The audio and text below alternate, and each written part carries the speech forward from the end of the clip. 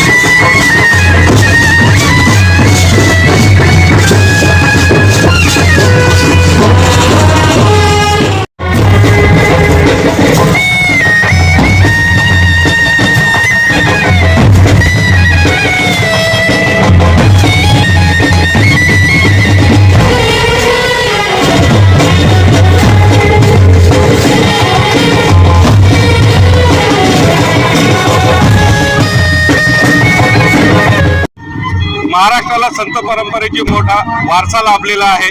त्याच संत परंपरेतले एक महान संत आज संत नरहरी महाराजांची जयंती आहे। या निमित्त आपल्याबरोबर बोलण्यासाठी अध्यक्ष उपस्थित आहेत। विचारूया साहेब, काय शुभेच्छा द्याल आणि काय होणार? या ठिकाणी मी सर्वांना एक शुभेच्छा देऊ शकतो। संत नरहरी महाराज जयंती 833वी आपण या ठिकाणी साजरी करतोय आणि एक गाव एक मिरवणूक असा आमचा संदेश पूर्ण मराठवाड्यामध्ये आम्ही राबवतोय आणि सातत्य आमचं 25 वर्षापासून आम्ही हे काम करतोय।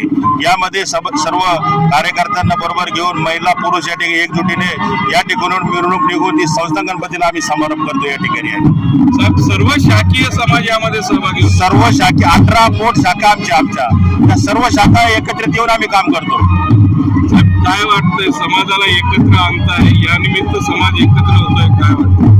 समाज खरंच जागरूक होतोय आणि मिरवणूक म्हणजे दरवर्षी सगळी संख्या वाढते। आजूबाजूचे वाळूज, पंढरपूर, मुकुंदवाडी, चिकलठाणा सगळीकडचे लोक येतात। जवळपास म्हणजे 9 तालुक्याचे लोक इथे जमा होतात आणि भव्य दिव्य मिरवणूक निघते आणि खूप छान कार्यक्रम होतो, शांततेत आणि खूप व्यवस्थित होतो। सगळ्यांना माझ्याकडून शुभेच्छा।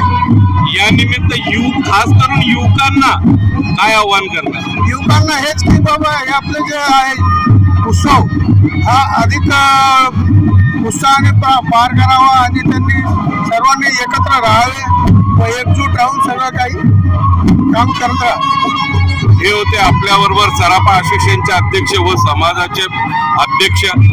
एक गाव एक मिरवणूक हा संकल्प घेऊन सनी आज समाजासमोर एक नवीन आदर्श निर्माण केलेला आहे।